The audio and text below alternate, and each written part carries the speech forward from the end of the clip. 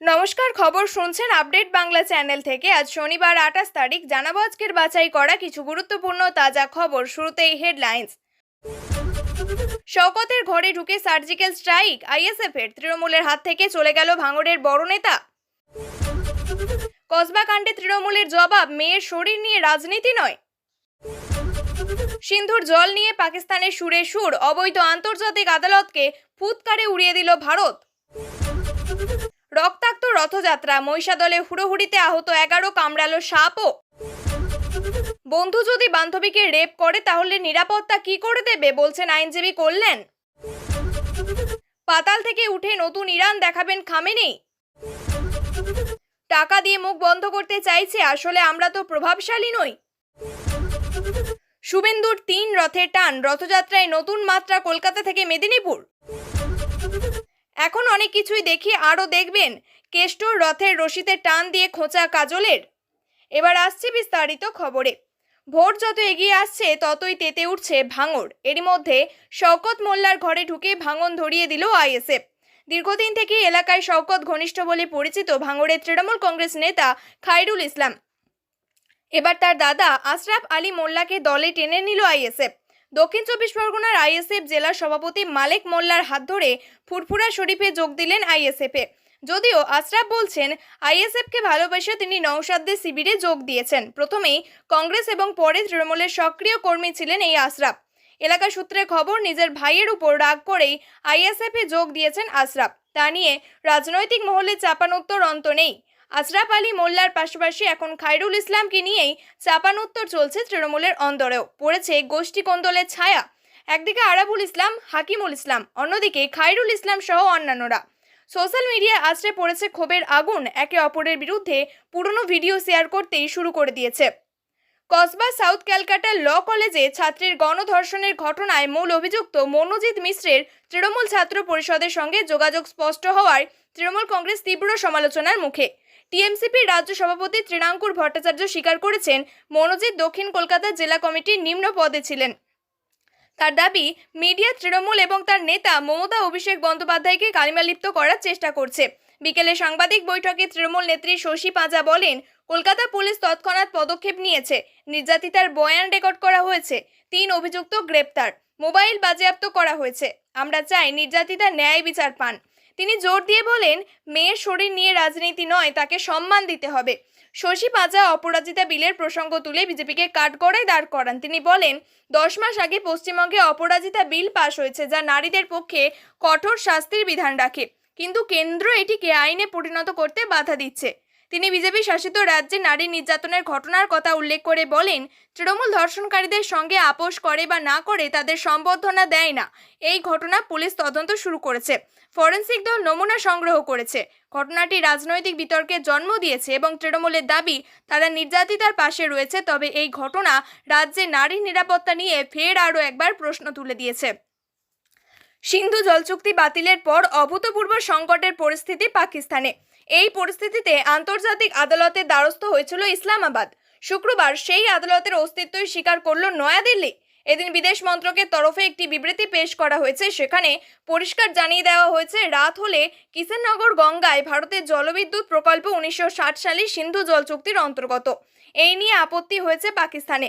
এবার এই বিষয়ে মামলা শুনবে কিনা তা নিয়ে আন্তর্জাতিক আদালত জানিয়েছে তারা তা বিচার করবে। সেই সাপ্লিমেন্টারি অ্যাওয়ার্ড প্রসঙ্গে ভারত জানিয়েছে ওই আদালত অবৈধ। এদিন বিদেশ মন্ত্রক জানিয়েছে, ভারত কখনো এই তথাকথিত সালিশি আদালতের অস্তিত্বকে আইনত স্বীকৃতি দেয়নি এবং ভারতের অবস্থান সর্বদাই এই যে তথাকথিত সালিশি সংস্থার গঠন নিজেই সিন্ধু জল চুক্তির একটি গুরুতর লঙ্ঘন। ফলস্বরূপ এর দ্বারা গৃহীত কোনো রায় বা সিদ্ধান্ত সেই কারণে অবৈধ এবং স্বতঃস্ফূর্তভাবেই বাতিল। উল্লেখ্য, পেহেলগাঁও জঙ্গি হামলার প্রতিবাদে পাকিস্তানের সঙ্গে সিন্ধু জল চুক্তি বাতিল করেছে নয়াদিল্লি। যা নিয়ে ক্রমাগত অপপ্রচার চালিয়েছে ইসলামাবাদ। বরাবর দাবি করেছে ভারত নাকি এই চুক্তি লঙ্ঘন করেছে। কিন্তু ভারত আগেও রাষ্ট্রসংঘে জানিয়েছে পাকিস্তানের উপর আস্থা রেখে বিশ্বাস করে 65 বছর আগে ভারত এই চুক্তি করেছিল। এদিকে প্রাক্তন পাক বিদেশমন্ত্রী বিলাওয়াল ভুট্টো দিন কয়েক আগে সিন্ধু চুক্তি নিয়ে এক প্রকার পরমাণু যুদ্ধের হুঁশিয়ারি দিয়েছিলেন। বিলাওয়াল স্পষ্ট করে দেন, সিন্ধু জল চুক্তি নিয়ে ভারত যা আচরণ করেছে তাতে জল নিয়ে প্রথমবার পরমাণু যুদ্ধ বেঁধে যেতে পারে। কিন্তু প্রাক্তন পাক বিদেশমন্ত্রী সেই হুমকিতেও বিচলিত হয়নি নয়াদিল্লি। মহিষাদলে রথ টানতে গিয়ে দুর্ঘটনা, হুড়োহুড়িতে আহত প্রায় 11 জন। বিধায়কের সাফাই, এত বড় অনুষ্ঠানে এরকম ছোটখাটো ঘটনা ঘটতেই পারে। দীঘায় ছিলেন মুখ্যমন্ত্রী, ওখানে নিরাপত্তায় অধিকাংশ পুলিশ প্রশাসন। একাদিকে লক্ষাধিক মানুষের সমাগমের এই ঐতিহ্যবাহী রথের মেলায় পুলিশ দীঘাতে। প্রায় 250 বছরের প্রাচীন রথ মহিষাদলের রথ। পুরীর মাহেশের পর এই রথের স্থান। দশকের পর দশক রথ উৎসব হলেও কখনো দুর্ঘটনা ঘটেনি।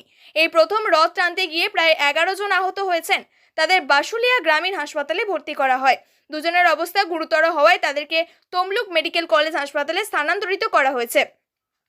আহতদের একজনকে আবার সাপে কেটেছে। অন্যান্য বছর পুলিশ প্রশাসনের যথেষ্ট নিরাপত্তা থাকলেও এই বছর পুলিশ প্রশাসনের নিরাপত্তা তেমন ছিল না। বেশিরভাগ স্কুল পড়ুয়া, এনসিসি ছাত্রছাত্রীদের দিয়ে নিরাপত্তা ব্যবস্থা করানো হয়। এই ঘটনা মহিষাদলের আকাশে বড় অমঙ্গলের সূচনা বলেই মনে করছেন অনেকে। এই বিষয়ে বিধায়কের সাফাই, এত বড় অনুষ্ঠান করতে গিয়ে ছোটখাটো দুর্ঘটনা ঘটতেই পারে। আর পুলিশ প্রশাসনের বেশিরভাগ দীঘায় মুখ্যমন্ত্রীর অনুষ্ঠানে নিরাপত্তায় রয়েছে, সেটাও মেনে নিয়েছেন বিধায়ক। এই নিয়ে কটাক্ষ ছুড়ে দিয়েছে বিজেপি। কসবায় ল কলেজে গণধর্ষণ নিয়ে উত্তাল কলকাতা। আছড়ে পড়েছে প্রতিবাদের ঢেউ। নিজেরই কলেজে গণধর্ষণের অভিযোগ ছাত্রীকে। ইতিমধ্যেই 3 অভিযুক্তকে গ্রেপ্তার করেছে পুলিশ। তাদের সঙ্গে মূল অভিযুক্ত তৃণমূল ছাত্র পরিষদের নেতা বলে জানা গিয়েছে। তাতেই ঘটনায় লেগে গিয়েছে রাজনীতির রং। ক্ষোভে ফুঁসছে বিজেপি, পথে নেমে পড়েছে এসএফআই। এই নিয়ে প্রশ্ন করা হলে আইনজীবী তথা তৃণমূল সাংসদ কল্যাণ বন্দ্যোপাধ্যায়কে, তিনি যদিও শুরুতে এই নিয়ে কিছু বলতে চাননি, শেষে তার স্পষ্ট কথা, মানসিকতার পরিবর্তন না হলে এই ধরনের ঘটনা আটকানো কার্যত অসম্ভব। সামগ্রিক নিরাপত্তা ব্যবস্থা নিয়ে প্রশ্ন উঠতেই তিনি বলেন, নিরাপত্তা সবই রয়েছে। একজন বন্ধু যদি বান্ধবীকে রেপ করে তাহলে নিরাপত্তা কি করে দেবে? কলেজের ভিতরে যদি তাহলে সেখানে পুলিশ কিভাবে থাকবে? শিক্ষা প্রতিষ্ঠানে পুলিশ থাকবে কিভাবে? নিরাপত্তা তো সহকর্মীরাই দেবে, কিন্তু তারাই তো রেপ করছে। কলেজ কর্তৃপক্ষকেও নিরাপত্তা দিতে হবে, কিন্তু আগে কে দেবে? সহকর্মীরাই তো এটা করেছে। প্রাক্তনীরা কলেজে ঢুকলেও নিঃসন্দেহে কোনো লিঙ্ক আছে। তাদের দাবি, কলেজ কর্তৃপক্ষ তো সরকার নয়। কলেজ কর্তৃপক্ষ যদি ব্যবস্থা না নিতে পারে তাহলে তাদের বিরুদ্ধে ব্যবস্থা নেওয়া উচিত। তিনি বলছেন, সব শিক্ষা প্রতিষ্ঠানেই কি পুলিশ দাঁড়িয়ে থাকবে? এটা তো হয় না। এরপরই তার সংযোজন, আসলে মানসিকতার পরিবর্তন দরকার, ওটা আগে বদল দরকার। আসলে মহিলাদের পুরুষের বিরুদ্ধে লড়তে হবে, আইন দিয়ে পুলিশ দিয়ে তো হবে না। মানসিকতার পরিবর্তন চাই।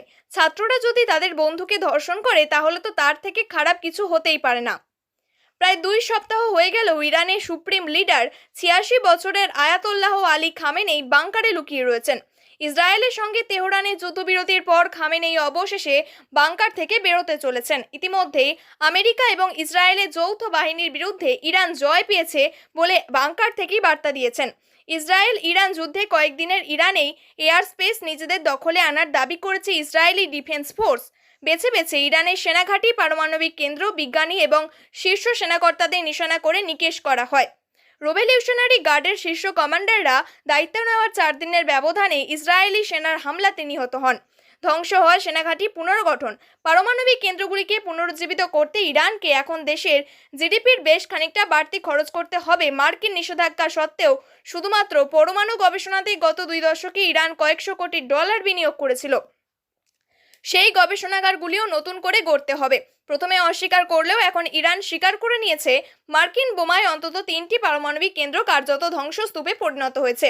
সেগুলি সারাতে আবার আমেরিকার কাছ থেকে অর্থ দাবি করেছে তেহরান। এর পাশাপাশি ইসরায়েলের বিরুদ্ধে লাগাতার ব্যালিস্টিক মিসাইল ছুড়েও নিজেদের অস্ত্র ভাণ্ডারেও অনেকটাই খরচ করে ফেলেছে তেহরান। যুদ্ধ হওয়া ব্যাপক খরচের ধাক্কা যে ইরানের পক্ষে এই অবস্থানে সামলানো সহজ হবে না, তাই মনে করছেন আন্তর্জাতিক সম্পর্ক বিশেষজ্ঞরা। ইসরায়েলের বিরুদ্ধে যুদ্ধের বিপুল খরচ, কয়েকশো কোটি টাকা খরচ করে মার্কিন নিষেধাজ্ঞা সত্ত্বেও ইউরেনিয়াম সমৃদ্ধিকরণের কাজ চালিয়ে যাওয়া, শেষে আবার মার্কিন চাপের কাছেই নতি স্বীকার করে সংঘর্ষ বিরতি। সর্বোপরি ইরানের প্রায় 950 জন নাগরিকের মৃত্যু দায় কার? কিন্তু সুপ্রিম লিডারের কাঁধে এই দায় চাপাবেন ইরানের একটা বড় অংশের মানুষ। ইরানের মানুষকে খামেনেই স্বপ্ন দেখিয়েছিলেন ইসরায়েলকে ধ্বংস করে দেবেন। বহু ইরানিরাই অবশ্য তার সঙ্গে একমত হয়নি। খামেনেই ঠাড়ে ঠাড়ে একথাই বুঝিয়েছিলেন, একেবারে ইরান পরমাণু বোমা বানিয়ে ফেললে মার্কিন এবং ইসরায়েলি দাদাগিরি সহ্য করতে হবে না।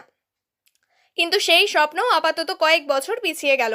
ইরানি পরমাণু ঘাঁটিতে মার্কিন B-2 বোমারু বিমান হানায় হরমুজ প্রণালী বন্ধ করে রেখে দেশের বৃহত্তম বাণিজ্য রুট স্তব্ধ করে রেখেছে তেহরান। তার উপর রয়েছে মার্কিন এবং ইউরোপের চাপ, নানান অর্থনৈতিক নিষেধাজ্ঞা। হার্ভার্ড বিশ্ববিদ্যালয়ের গবেষক অধ্যাপক লিনা খতিব সম্প্রতি বিবিসিকে দেওয়া একটি সাক্ষাৎকারে বলেছেন, এই বহুমুখী চাপের কাছে ইরানের বর্তমান শাসক দল কতদিন টিকে থাকতে পারবে তার কোনো ঠিক নেই। দেখে শুনে মনে হচ্ছে এটা তাদের শেষের শুরু। তার কথায় খামেনেই সম্ভবত ইরানের শেষ সুপ্রিম লিডার হতে চলেছেন। সেন্ট অ্যান্ড্রিউস বিশ্ববিদ্যালয়ের ইনস্টিটিউট অফ ইরানি স্টাডিজের ডিরেক্টর অধ্যাপক আলী আনসারির কথায় দ্রুতই দেশের মধ্যে খামেনেইয়ের বিরুদ্ধে বিদ্রোহ দেখা দেবে।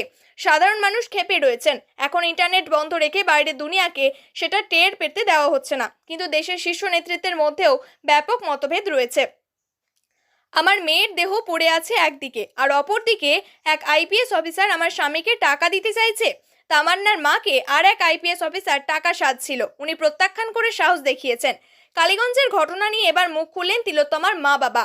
আরজিকর গণধর্ষণ কাণ্ডের পর যে মৃতার বাবাকে টাকা দিতে চাওয়া হয়েছিল, সেই অভিযোগ আগে উঠেছে। গত সোমবার কালীগঞ্জে বোমার আঘাতে মৃত্যু হয়েছে তামান্না নামে এক নাবালিকার। তার পরিবারের অভিযোগ, বিরোধী দলের সমর্থক বলেই বোমা ছুঁড়েছিল শাসক দলের কর্মীরা। এবার সেই তামান্নার প্রসঙ্গ তুলে তিলোত্তমার বাবা মা বলেন, যারা টাকা বিলোতে আসছেন প্রাণের বিনিময়ে, তাদেরও তো মেয়ে আছে। তাদের মেয়ের সঙ্গে এরকম কিছু ঘটলে কি তারা এইভাবে টাকা দেওয়াটা মেনে নিতে পারতো? তিলোত্তমার পরিবার বলছে, এই সরকার টাকা দিয়ে নিজেদের অপরাধ ঢাকতে চাইছে, প্রতিবাদীদের মুখ বন্ধ করতে চাইছে। তামান্নার মায়েরও মুখ বন্ধ করতে চাইছিল সরকার, কিন্তু পারেনি। তামান্নার মায়ের সাহসিকতার জন্যই পারেনি। আসলে আমরা প্রভাবশালী নই। আমরা প্রভাবশালী হলে এই রকমটা আমাদের সঙ্গে হতো না। তামান্নারাও প্রভাবশালী নয়, তাই তামান্নাকে প্রাণে মারা হয়েছে। কাল 27শে জুন রথযাত্রার পূর্ণ লগ্নে রাজ্যের বিরোধী দলনেতা শুভেন্দু অধিকারী 3টি রথযাত্রার কর্মসূচিতে অংশ নিয়েছেন। আর এই ব্যস্ত দিনে শুরু হচ্ছে উত্তর কলকাতার সেন্ট্রাল অ্যাভিনিউ থেকে। সেখানে সারা ভারত কীর্তন বাউল এবং ভক্তিগীতি কল্যাণ ট্রাস্টের উদ্যোগে আয়োজিত রথযাত্রার 3 রথের রশিতে টান দেবেন। এই আধ্যাত্মিক উৎসবে শুভেন্দুর উপস্থিতি ভক্তদের মধ্যে উৎসাহ যোগাবে বলে আশা করা হয়েছে। এরপর তিনি তার নিজের জেলা পূর্ব মেদিনীপুরে 2টি রথযাত্রা কর্মসূচিতে অংশ নেবেন, যা তার রাজনৈতিক সক্রিয়তার একটি অংশ। শুভেন্দু অধিকারীর এই কর্মসূচি শুধু ধর্মীয় উৎসবের মধ্যে সীমাবদ্ধ নয়, এটি তার রাজনৈতিক সক্রিয়তার একটি অংশ। পূর্ব মেদিনীপুরে তার জোড়া কর্মসূচি স্থানীয় জনগণের সঙ্গে সংযোগ আরও মজবুত করার কৌশল হিসাবেও দেখা হচ্ছে। রথযাত্রার এই পবিত্র পরিবেশে তার উপস্থিতি ভক্তি এবং রাজনীতির এক অনন্য মেলবন্ধন তৈরি করবে। স্থানীয় প্রশাসন এই কর্মসূচি সুষ্ঠুভাবে সম্পন্ন করতে নিরাপত্তা এবং ব্যবস্থাপনার প্রস্তুতি নিয়েছে। শুভেন্দুর এই 3 রথযাত্রায় অংশগ্রহণ কিভাবে রাজনৈতিক এবং সামাজিক প্রভাব ফেলবে তা নিয়ে সকলের নজর এখন তার উপর। রথের রশির টান দিয়েও প্রকাশ্যে কোন্দল। শুক্রবার কঙ্কালীতলা থেকে রথের দড়ি টানা নিয়ে অনুব্রত মণ্ডল বিঁধলেন কাজল শেখ। তিনি বললেন, আগে দেখিনি তো, এখন অনেক কিছুই দেখতে পাবেন। রথযাত্রা উপলক্ষে শুক্রবার কঙ্কালীতলায় রথ বের করা হয়। সেখানে রথের রশিতে টান দেন বীরভূম জেলার সভাধিপতি কাজল শেখ এবং নানুরের বিধায়ক বিধানচন্দ্র মাঝি সহ অন্যান্যরা। শেষে সাংবাদিকদের মুখোমুখি হন বীরভূম জেলা পরিষদের সভাধিপতি কাজল শেখ। তিনি বলেন, আগে তো দেখিনি, এখন দেখছি অনেক কিছুই। অপেক্ষা করুন, অনেক কিছুই দেখতে পাবেন। কাজল শেখের এরকম বক্তব্যে স্পষ্ট, বীরভূমে কাজল কেষ্ট দ্বন্দ্ব এখনও বিরাজমান। কাজল বলেন, একটা প্রবাদ আছে, গায়ে মানে না আপনি মোড়ল। মাতব্বরি করতে তিনি গিয়েছিলেন। বোলপুর থেকেই আমরা হারছি, সেটাকে ঠিক করতে পারছেন না, এখন দুবরাজপুরে যাচ্ছেন। তিনি আরও বলেন, আমরা এই উৎসবকে অন্য মাত্রায় নিয়ে যাওয়ার চেষ্টা করছি। আমরা ইসলাম ধর্মের মানুষরা সব দিক থেকে সহযোগিতার হাত বাড়িয়ে দিচ্ছি। এদিকে রথের রশিতে টান দিয়ে অনুব্রত মণ্ডলের রথে আগে মাহাত্ম্য জনপ্রিয়তা অনেক বেশি ছিল। আগে গ্রামগঞ্জ থেকে অনেকে লোক আসত। তিনি বলেন, এখন রথের রশি বেরোচ্ছে। রথ আমি ছোটবেলা থেকেই টানছি। আমার পাড়ার সামনের রাস্তা খারাপ, তাই এখান থেকেই টেনেছি। প্রিয় দর্শক, নিয়মিত সঠিক খবরগুলি সঠিক টাইমে পেতে সাবস্ক্রাইব করুন আপডেট বাংলা চ্যানেলটিকে। ধন্যবাদ।